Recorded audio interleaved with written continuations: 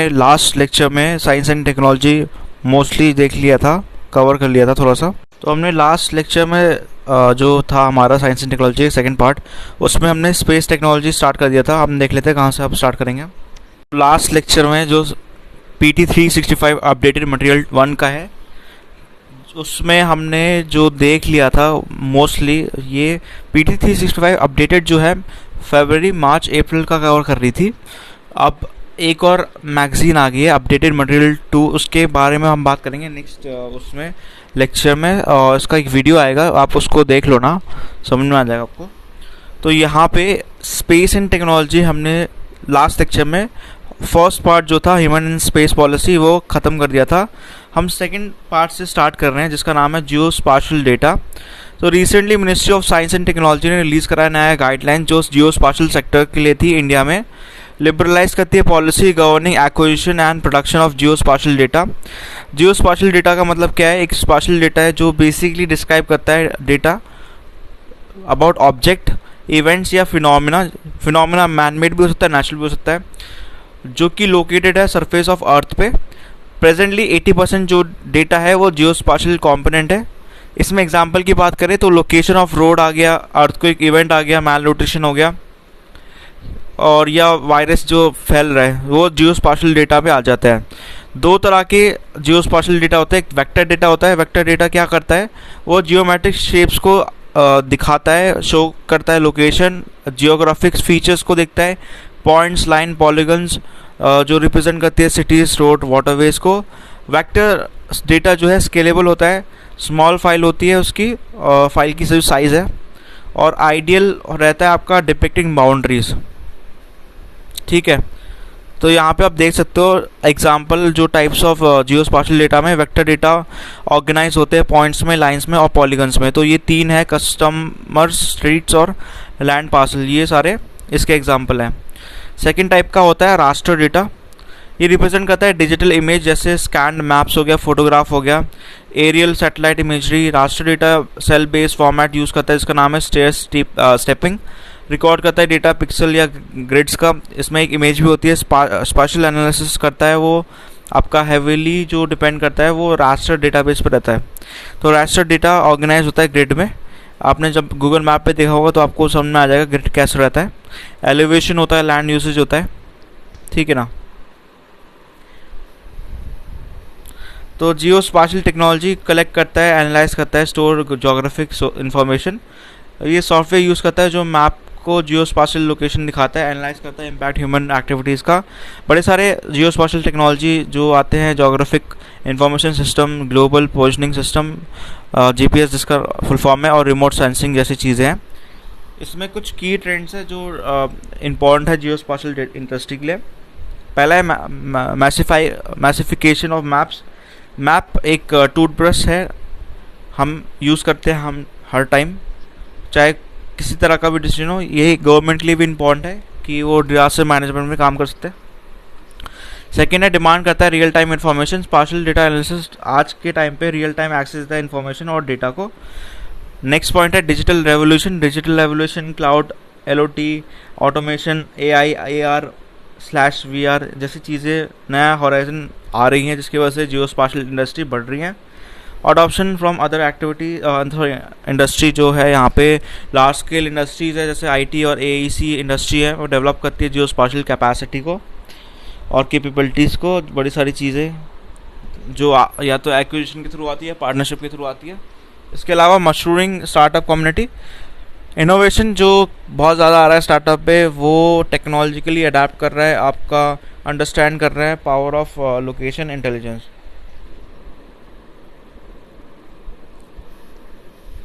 इसके अलावा हम जो इम्पोर्टेंट है यहाँ पे जियो स्पाशियल डेटा अदर इंडस्ट्री में कैसे आता है। पहला है बिजनेस डेवलपमेंट को हेल्प कर सकता है कि वो कस्टमर की ट्रू इंसाइट गेन कर सके।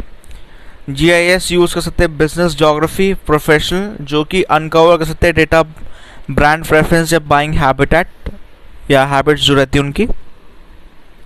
सेकेंड है public economic development, department for aggregation of demographic data में यूज़ हो सकता है। थर्ड है पब्लिक सेफ्टी ऑपरेशन, जैसे वायरस आउटब्रेक्स में काम आ सकता है। नेक्स्ट है government land management, land and survey department. Parks recreation department जो है फंक्शन करते हैं asset inventory, land conservation, land management जैसी चीज़ों में आ सकता है। पब्लिक वर्क्स यूटिलिटीज़ में भी आ सकता है, वो ट्रैक कर सकता है वाटर और स्टॉर्म वाटर ड्रेनेज को, इलेक्ट्रिक एसेट को, इंजीनियरिंग प्रोजेक्ट्स को। इसके अलावा स्पेस, एयर, वाटर में भी कर सकते हैं। कार्गो फ्लाइट हो गया, कमर्शियल फ्लाइट हो गया, स्पेस एक्सप्लोरेशन हो गया, सैटेलाइट लॉन्चेस हो गया। पॉलिटिक्स की बात करें तो पब्लिक एडमिनिस्ट्रेशन, जो इलेक्शन डेटा, प्रॉपर्टी रिकॉर्ड्स और बड़े सारे मैनेजमेंट जैसी चीज़ें हैं उसमें आ सकते हैं। और लास्ट है फाइबर नेटवर्क मैनेजमेंट, जो fibre network management inter departmental network asset है, उसमें भी बहुत हेल्प कर सकता है। ठीक है, नेक्स्ट जो न्यूज़ है वो है आपका नासा मार्च 2020 परसिवरेंस रोवर मिशन। बहुत ही इंपॉर्टेंट मिशन है नासा का। नासा की फुल फॉर्म बहुत लोगों को क्लियर नहीं होती, national aeronautics and space administration.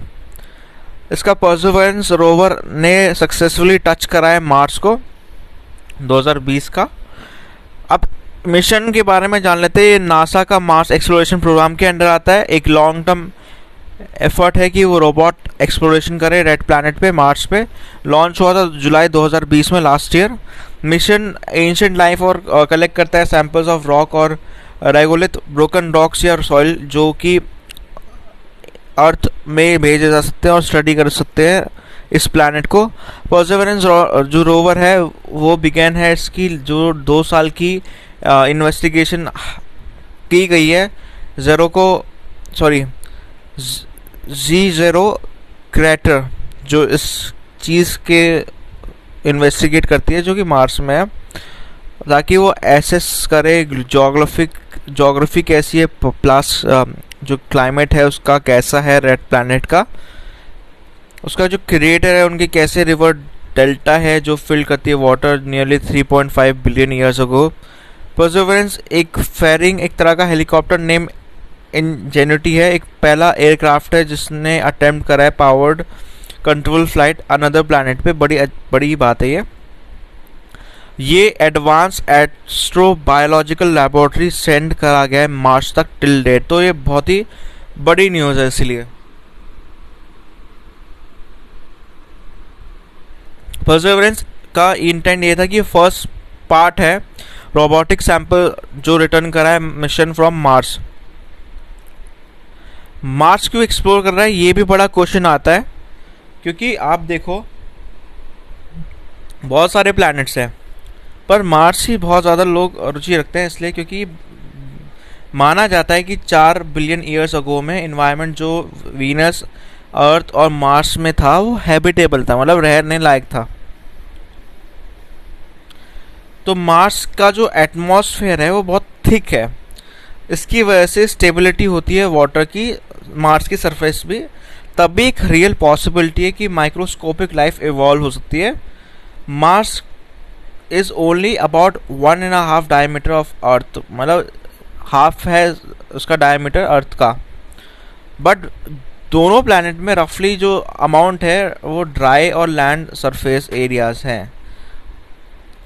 Mars के पास वॉल्केनो है, इम्पॉर्टेंट है, यूपीएससी के एग्जाम में पूछा सकता है। ओलंपस मोन्स और कैनोन्स है, वैलीज मैरिनिस इसे बोलते हैं, और इम्पैक्ट बेसिन्स है जो कि अर्थ में जैसे हैं। मार्स ऐसा प्लैनेट है जहाँ पे ह्यूमन विजिट कर सकते हैं, इनहैबिटेड कर सकते हैं लॉन्ग टर्म पे, इसीलिए बहुत ज़्यादा रिसर्च चलती है इस पे। मार्स कंपैरेटिवली हॉस्पिटाइल है in terms of temperature. Approximately temperature 20 degrees है इक्वेटर पे और -125 डिग्री है पोल्स पे। वीनस और मर्करी दोनों का टेम्परेचर बहुत ही ज़्यादा एक्सट्रीम रहता है। एवरेज टेम्परेचर 400 डिग्री से ज़्यादा होता है और हॉटर देन अ कुकिंग ओवन। तो वहाँ पे ह्यूमन लाइफ तो हो ही नहीं सकती, पॉसिबिलिटी ही नहीं है। पर एस्ट्रोनॉमर्स ने रिसेंटली डिस्कवर करा है एक एविडेंस जो पॉइंट करता है कि लाइफ फ्लोट करती है in the cloud of Venus. जितने भी सारे प्लैनेट हैं सोलर सिस्टम के बाहर वो गैस के बने हुए हैं। तो उनमें सिलिकेट्स या रॉक्स नहीं होते और वो बहुत ही कोल्ड होते हैं। अब नासा की मिशन की तो बात हमने कर ली, पर और भी कंट्रीज़ है जिनने मिशन भेजे होते हैं इंक्लूडिंग नासा। उसका हम देख लेते हैं कि कौन कौन से क्या क्या बहुत ही ज़्यादा इम्पोर्टेंट न्यूज़ में रहे हैं। अदर मिशन जो मार्स में गए हैं उसमें 6 कंट्रीज़ हैं, US, Russia, China, European union, India और यूएई, जिनने सक्सेसफुली रीच करा है मैरीटाइम ऑर्बिट।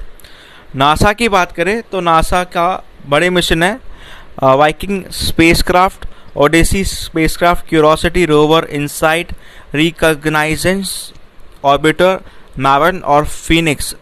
तो ये इसमें प्रोनाउंसिएशन भी गलत हो सकती है, तो आप चेक कर लो ना। ईयू की बात करें तो यहाँ पे मार्स एक्सप्रेस है, ExoMars trace gas orbiter है जो रशिया के साथ हुआ था, बेगल 2 है। इंडिया के बात करें मंगलयान है। यूएई पहला अरब नेशन था, बहुत न्यूज़ में था, होप मिशन भेजा था उन्होंने लास्ट ईयर। चाइना का तियानवन है जिसमें आपका जुरोंग रोवर भी आता है। रशिया का फोबस ग्रंट है जो है। यहाँ पे लास्ट इसकी जो न्यूज़ है वो कवर कर लेते हैं, उसका नेक्स्ट इसरो पे स्टार्ट करते हैं हम। कंपैरिजन हो रहा है लास्ट पार्ट में इसमें मार्स, अर्थ और वीनस का, ठीक है। तो एटमॉस्फेयर की बात करें, तीनों की एटमॉस्फेयर की बात करेंगे, कॉम्पोजिशन कैसा कैसा है। मार्स में अबंडेंस CO2 कितनी है, 95.32%। अर्थ की नाइट्रोजन कितनी है, 77%। और वीनस की CO2 अबंडेंस है 96%। तो यहाँ पे अबंडेंस देखा गया है कि नाइट्रोजन सबसे ज़्यादा है अर्थ में, और बाकी मार्स और वीनस में लगभग सेम है, 95 और 96% CO2। एटमॉस्फेरिक प्रेशर किस में ज़्यादा है, वीनस में ज़्यादा है, उसके बाद अर्थ पे आता है और फिर मार्स है।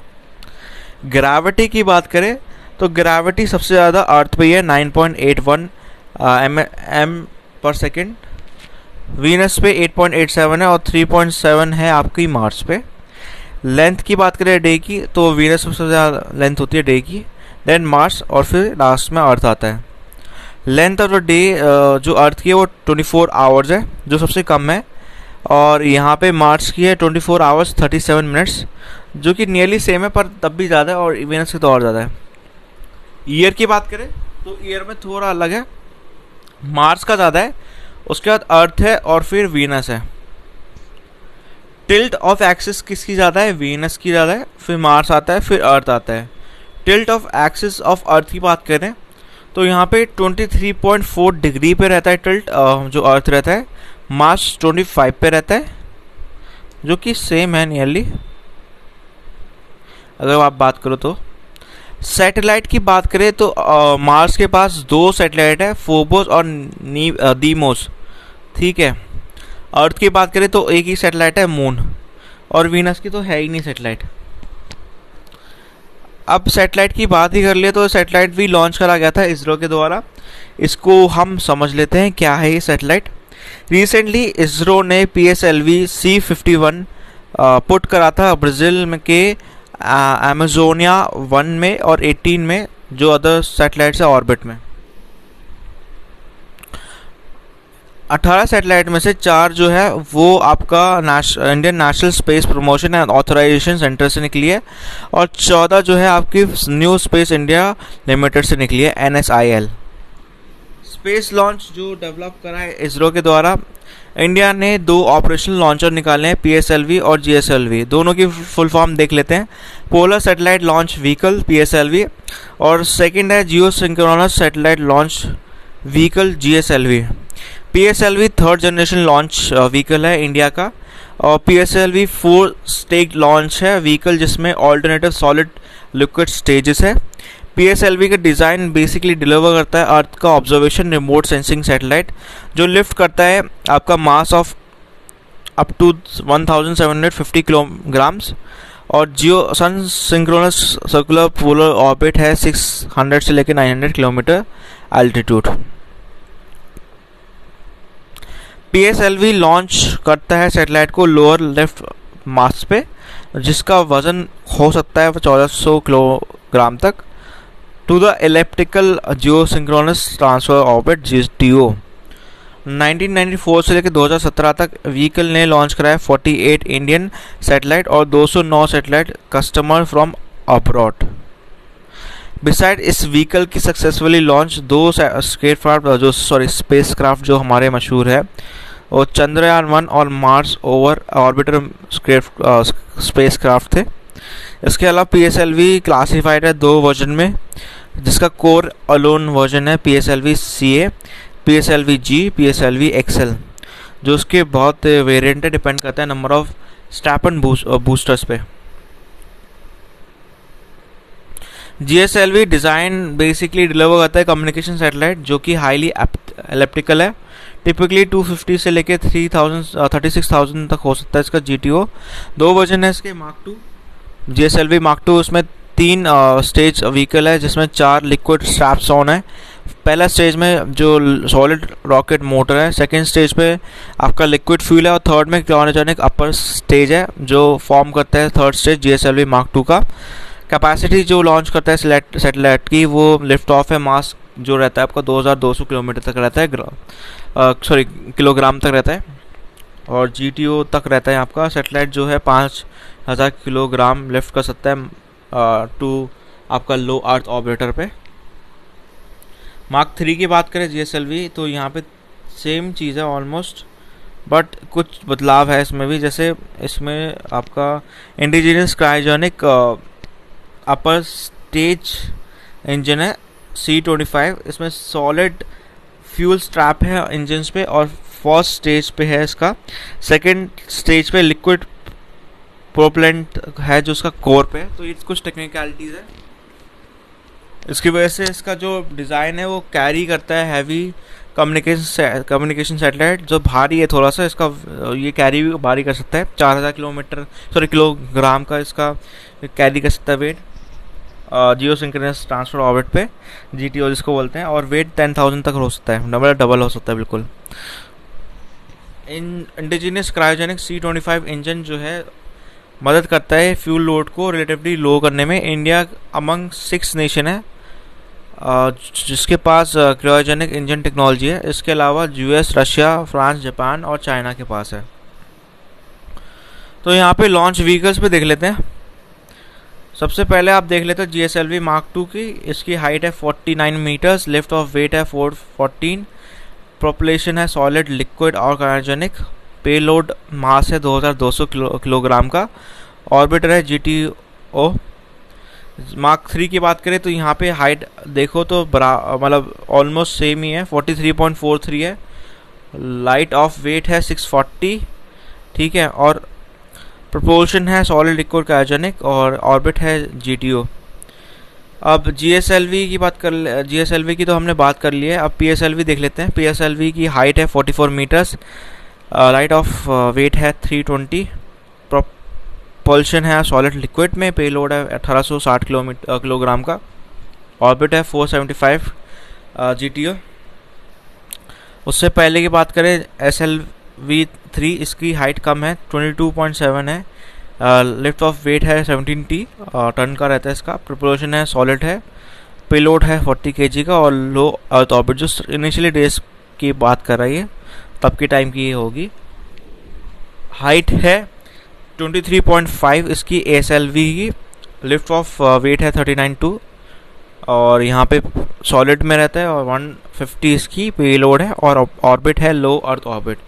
तो आप देखो कितना तरक्की करी है साइंस एंड टेक्नोलॉजी में इंडिया में स्पेसिफिकली, जो कि अच्छी बात है कि हम लोग को टक्कर दे रहे हैं, कंट्रीज़ को टक्कर दे रहे हैं। अदर व्हीकल्स जो इसरो यूज़ करता है वो है GSLV3 जो हमने ऊपर ही देखा है। ये इंडिया की first experimental satellite launch vehicle था जो सॉलिड और 4 स्टेज पर आता है। व्हीकल कैपेसिटी 40 kg का था। तो SLV इंडिया का फर्स्ट एक्सपेरिमेंटल था, तो आप ये देख सकते हो। और ASLV augmented satellite launch vehicle जो हमने ऊपर देख लिया है, प्रोग्राम का बेसिकली डिज़ाइन ये था। पेलोड कैपेसिटी इसकी ज़्यादा थी, 150 kg की थी। थ्राइस थी SLV3 की जो सबसे पहले निकला था फॉर लो अर्थ ऑर्बिट। इसके अलावा हम बात करने वाले हैं अब स्पेस डिब्री के बारे में। बहुत ही ज़्यादा न्यूज़ में रहता है। इंडिया ने लॉन्च करा एक रोबोट प्रोटोटाइप अप्रैल 2021 में, जो कि स्कूप कर रहा है debris left behind by other space craft, जिसमें बड़ा सा नेट है। तो यहाँ पे न्यूज़ में और क्या है, ये रोबोट जो है चाइना ने जो लॉन्च करा है, इसका नाम है NEO-01। कैप्चर करेगा डिब्रीज, मतलब गंद जो होती है या क्या कहते हैं, मलबा जिसको बोलते हैं, और उनको बर्न करेगा विद इलेक्ट्रिक प्रोपल्शन सिस्टम। ये एक पियर इनटू डीप स्पेस है जो ऑब्जर्व कर रहा है स्मॉल सेलेस्टिकल बॉडीज, ताकि आगे जाके दिक्कत ना हो, फ्यूचर टेक्नोलॉजी डेवलप हो जिसकी केपेबल हो mining on asteroid. Space debris के बारे में बहुत लोगों को नहीं पता। तो ये एक स्पेस डिब्रीज बेसिकली दो तरह के होते हैं। एक नेचुरल होता है जो मीटियोरॉइड के थ्रू होता है, और एक आर्टिफिशियल होता है जहाँ पे आप सैटेलाइट भेजते रहते हो। मीटियोरॉइड्स जो होते हैं ऑर्बिट में घूमते रहते हैं अराउंड द सन, और सन के आसपास होते हैं। जितने भी आर्टिफिशियल है जो मैन मेड है वो ऑर्बिट करते हैं अर्थ के अराउंड, जिसको ऑर्बिटल डिब्रीज भी बोला जाता है। ऑर्बिटल डिब्रीज जो है मैन मेड होते हैं, अर्थ के अराउंड होते हैं, और उनका कोई पर्पस मतलब सर्व नहीं करते एज अ यूजफुल फंक्शन। ये डिब्रीज नॉन फंक्शनल स्पेसक्राफ्ट के होते हैं या अबंडेंट लॉन्च व्हीकल स्टेज होते हैं। मिशन रिलेटेड डिब्रीज होते हैं या फ्रैगमेंटेड डिब्रीज होते हैं। मोस्टली जो डिब्रीज होते हैं लो अर्थ ऑर्बिट पे होते हैं, मतलब 2000 किलोमीटर के अंदर होते हैं अर्थ के सरफेस पे। कुछ डिब्रीज जो है जियो स्टेशनरी ऑर्बिट में पाए जाते हैं 35,786 किलोमीटर अबव द इक्वेटर। यहाँ पे 5 लाख पीस होते हैं डिब्रीज के, जिसका साइज मार्बल की तरह होता है, और इससे भी ज़्यादा बड़े हो सकते हैं, जिन ऑर्बिट करते हैं अर्थ के अराउंड और ट्रैवल करते हैं speed at the rate of 17,500 mph। International guideline के हिसाब से जो सजेशन करा है कि रिमूव करे स्पेसक्राफ्ट लो अर्थ ऑर्बिट से, ठीक है, with in 25 years at the end of the mission. पर 60% जो मिशन होते हैं वो फॉलो करते हैं इसकी गाइडलाइंस को, मतलब हर कोई नहीं करता। इसका कहने का मतलब ये है। यहाँ पे जो मेन चीज़ आती है वो है कि हम कैसे टैकल करें स्पेस डिब्रीज पे। पहला है मिटिगेटिंग डैमेज। स्पेस डिब्रीज जो है ट्रैक करा जाता है बड़ी सारी कंट्रीज़ के द्वारा, जिसमें जर्मनी, फ्रांस, UK, USA आते हैं। इसरो ने लॉन्च करा है प्रोजेक्ट नेत्र। ये एक अर्ली वार्निंग सिस्टम है जो डिटेक्ट करता है डिब्रीज को और जितने भी हज़ार्ड है इंडियन सैटेलाइट पे। Indraprastha institute of information technology Delhi एक प्रोजेक्ट पे काम कर रही है जिसका टाइटल है orbit computation residence space object space situational awareness, जो प्रिडिक्ट करती है कोलिजन स्पेस डिब्रीज पे। नेक्स्ट पॉइंट है अवॉइड करती है फ्यूचर डिब्रीज, जो बड़े सारे स्पेस ऑर्गेनाइजेशन से आते हैं वो जो काम कर रहे हैं reducing the amount of trash, adopt कर रहे हैं बेटर डिज़ाइन रॉकेट्स का या अदर ऑब्जेक्ट का। रिमूव होता है यहाँ पे डिब्रीज बहुत सारे जो है आपका एंड ऑफ लाइफ सर्विसेज, जो एस्ट्रो स्केल डेमोन्स्ट्रेशन में होता है SLRD जापान ने जिसने लॉन्च करा है ताकि वो लोकेट करे रिट्रीव करे सैटेलाइट्स को और जो स्पेस जंक है।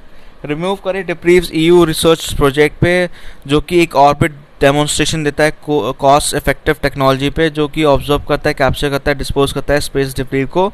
और की टेक्नोलॉजी डेमोन्स्ट्रेशन होती है जैसे नेट कैप्चर हो गया, जो कि इन्वॉल्व करता है नेट जो डिस्प्ले होता है टारगेट क्यूब सेट पे।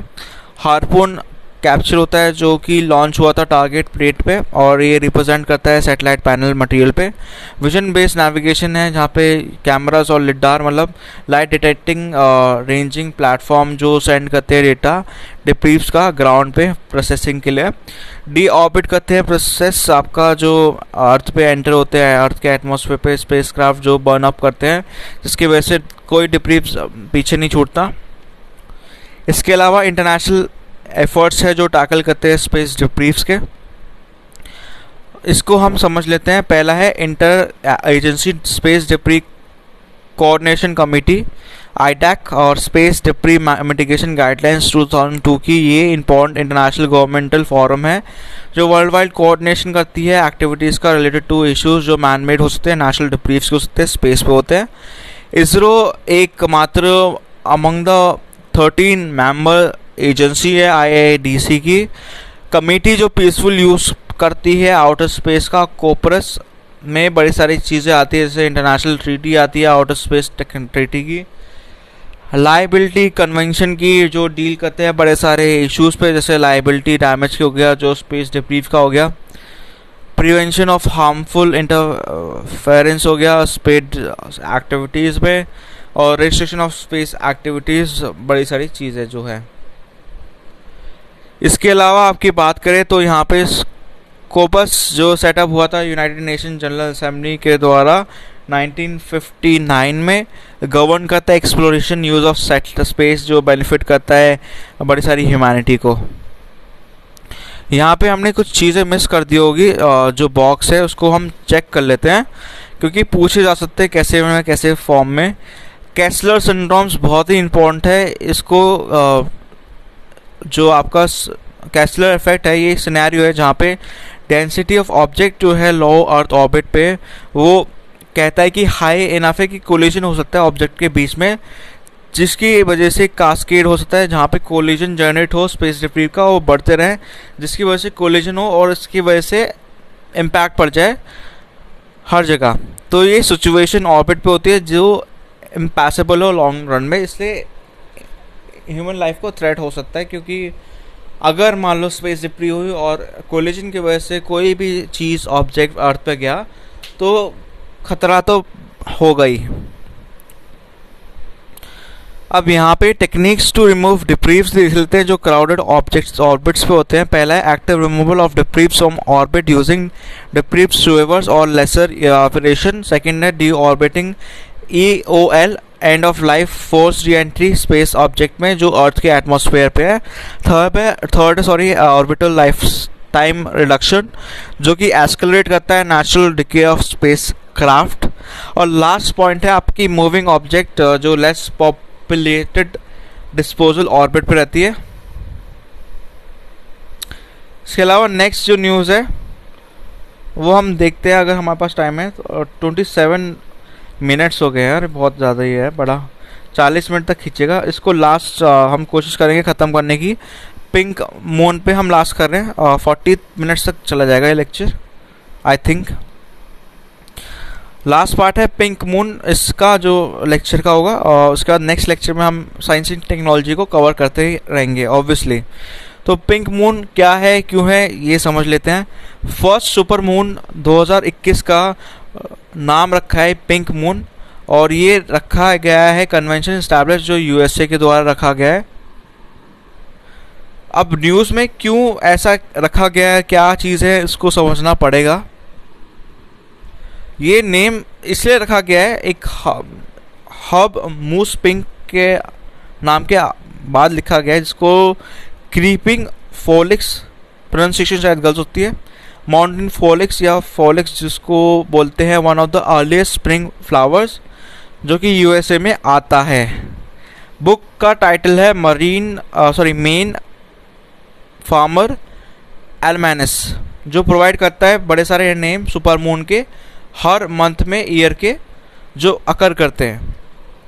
तो बेसिकली सुपर मून को बोला जा रहा है पिंक मून, 2021 में देखा गया है और USA ने नाम रखा है, ये आपको याद रखना पड़ेगा। सुपर मून जो टर्म है वो कॉइन करा था एस्ट्रोलॉजर रिचर्ड नॉले ने 1979 में। मून ऑर्बिट करता है अर्थ को, सबको पता है, इक्लिप्स पे, जो कि उसको बहुत करीब लाता है या बहुत ही दूर लाता है अर्थ के, डिपेंड करता है जो पॉइंट पे रहता है। जो अगर मान लो बहुत दूर है इक्लिप्स से तो एपोक बोलते हैं, और अगर मान लो बहुत क्लोज है अर्थ के तो पेरिगी बोलते हैं, ठीक है। तो इसमें पेरिगी जो होता है 3,62,000 किलोमीटर के आसपास होता है, और एपोक जो होता है 4,05,500 किलोमीटर के होता है। तो इसीलिए आप समझ सकते हो सुपर मून या तो वो नया मून हो सकता है या फुल मून हो सकता है। कोइंसिडेंट करते हैं मून के एट पेरिगी, जहाँ पे वो पेरिगी मतलब वो पॉइंट होता है जो बहुत क्लोज होता है elliptical orbit around the earth. नया मून, न्यू मून जिसे बोलते हैं, कब बोलते हैं, जब सन और अर्थ ऑपोजिट साइड्स पे रहते हैं मून के, और एक नया मून विजिबल नहीं होता क्योंकि वहाँ पे जो अलाइनमेंट होती है वो एक साइड छोड़ देती है मून का, और जो फेस करता है अर्थ पे वो डार्कनेस वाला जो साइड है। नया मून राइज करता है, सेट करता है around the same time as sun, और वो बहुत क्लोज रहता है सन के, जिसकी वजह से वो देखा जा सकता है, मतलब ऐसे आंखों से देखा जा सकता है। फुल मून क्या होता है? एक फुल मून कहा जाता है जब सन और मून अलाइंड हो अपोजिट साइड्स ऑफ अर्थ पे। 100% मून का फेस जो इल्यूमिनेट होता है सन के द्वारा होता है। सुपर मून के टाइम पे ब्राइटनेस इंक्रीज हो जाती है 30% तक, क्योंकि मून बहुत क्लोज होता है अर्थ के। अदर मून इवेंट्स कौन कौन से होते हैं? माइक्रो मून होता है जहाँ पे फुल मून और न्यू मून कोइंसिडेंट होते हैं एपॉक के साथ। ब्लड मून, जिसको रेड मून भी बुलाता है, या रेड कलर का जो होता है, वो तब होता है जब रेड कलर ऑफ मून होता है टोटल लूनर इक्लिप्स पे। और टोटल लूनर इक्लिप्स के टाइम पे अर्थ के बीच में आ जाता है, कम्स इन बिटवीन, मतलब अर्थ जो है आपका सन और मून के बीच में आ जाता है। ठीक है।